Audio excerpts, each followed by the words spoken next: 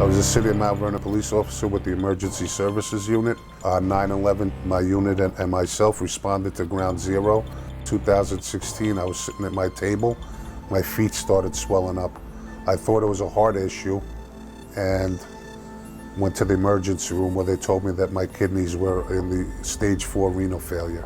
In Joseph's case, he had long-term hypertension, but he also had something known as an autoimmune disease.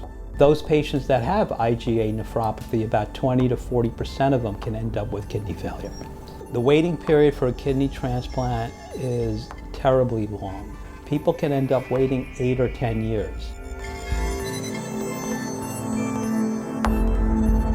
One way is through the National Kidney Registry, which is an organization we helped found back in 2008. It was actually my wife that got the ball rolling. She put out a desperate plea over the internet.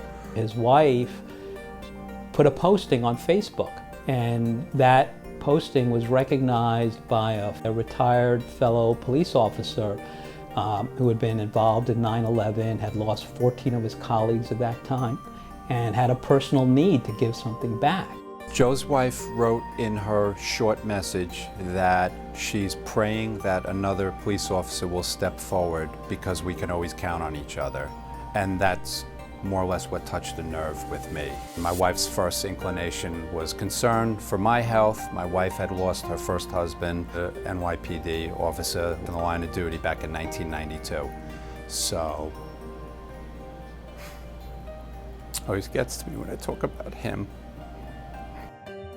From the moment I made up my mind in the basement, I knew I was going to be a match for Joe. I just knew it. And so we talked for a little bit and she says, go do it.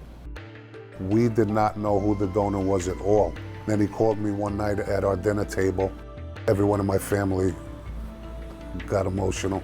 And the next thing I know, we met at the operating table. All the risks of a major operation exist with this procedure. Fortunately, that risk is extremely low because we do so many of them today.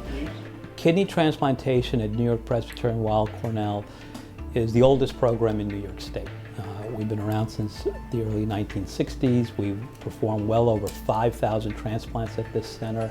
Last year, we were the leading living donor center on the East Coast. At this point in my life, after the operation, I am 100% energetic, and I've lost 35 pounds. We will help people that other programs may not be able to help.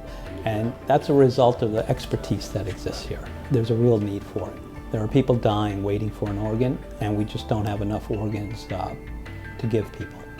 The trade-off of several days of pain, knowing that you probably saved a life and allowed family members, loved ones, friends to still have that person in their life, to me, there's no comparison.